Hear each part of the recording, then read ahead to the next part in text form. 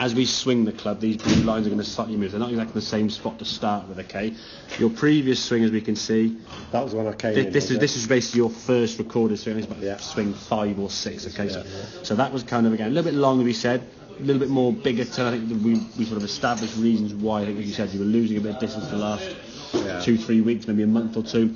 And you should just try and coil up a little bit more and get a bit more speed and power. So the longer you go back, in theory, the more power you might create to compensate for that loss of distance you're getting with the strike, okay? What you then found out, because you're going back, your arm swing was a bit sort of out in front this way, which gave you the impressive thing over the top, okay? So as you came back to the golf ball here now, hands working out to the golf ball, under that line as we can see.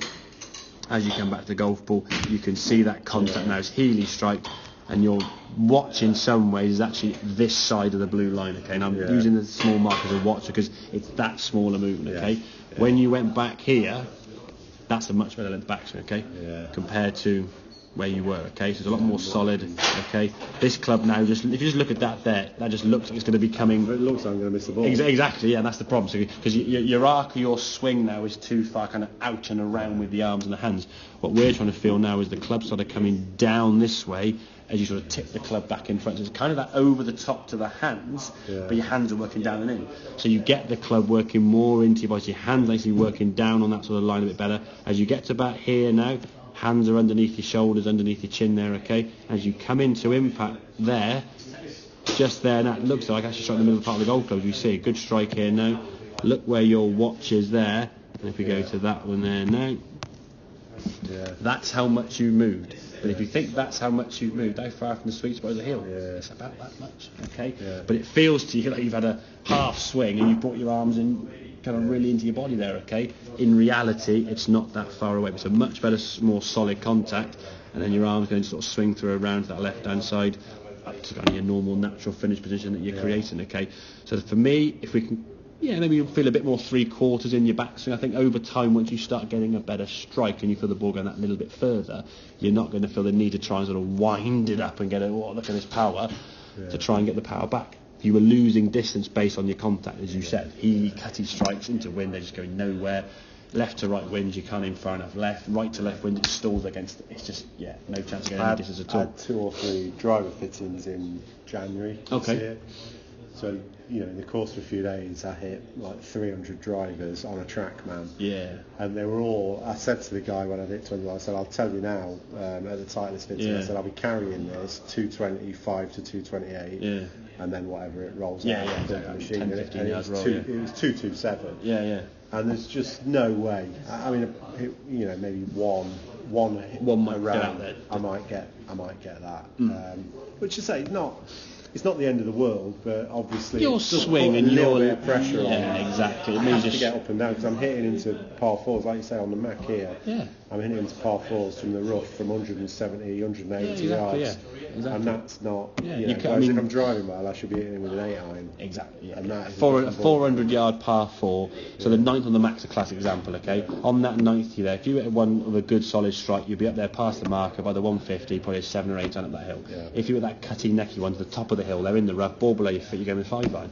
Well, I put my money on the fact you're hitting a lot closer with that 8-9 iron from the fairway than you would do with a 4 or 5 iron. Last back. week in the comp, I had 180.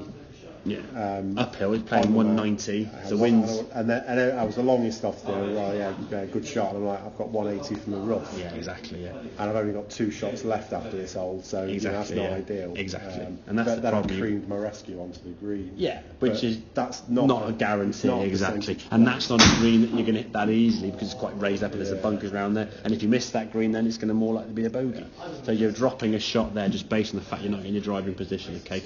So if we can get that drive again, your swing speed is capable enough of hitting it 245 to 250 without really doing anything much more, just by finding the sweet spot. It's making your strike more efficient as opposed to more powerful in some way. It will become more powerful as your arms work down closer because you're going to have a lot more strength with your arm in here. If you sort of go back, and I'll send this little chat through which now there's an email on YouTube and stuff, go and look at some sort of the top drivers on tour.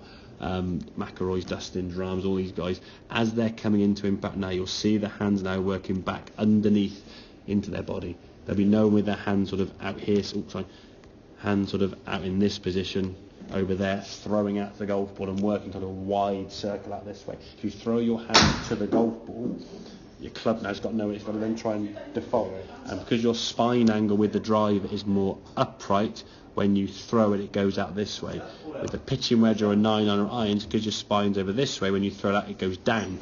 So you might find a few of your irons a bit sort of sclaffy and a bit heavy on the ground, but you can adjust to that. If you're catching the middle of the club and you're a bit fat, okay, you can adjust slightly. I have been, my bad irons are missing, they all miss left. Yeah, because that arc's going to rip round. Not disastrous, but like you say, with an 8 iron, typically the bad one will be left edge of the green to a right. And the thing is, things that you're doing are to try and stop a ball go right. That will transcend through your bag. Yeah. So I'm just getting away with it more on that. So. Exactly. And that's the thing. So when you've got more loft in your hand, short club, the angles are slightly different. It's more up and down rather than round. And I think what I've got, and it's working in my mind, I've got more of a sense with any of the irons. Yeah. I've almost got more of a sense of whatever happens, it was going to, once I hit it, yeah. I just have this feeling of following that line. Yeah. But your angle just with an iron there is going to be more down. Yeah. The longer the club, it's more out in front. So if your arc is working in the wrong direction, you become more heely striked. And I think what's happened was you played a few heely strikes and were getting away with it, didn't think anything of it.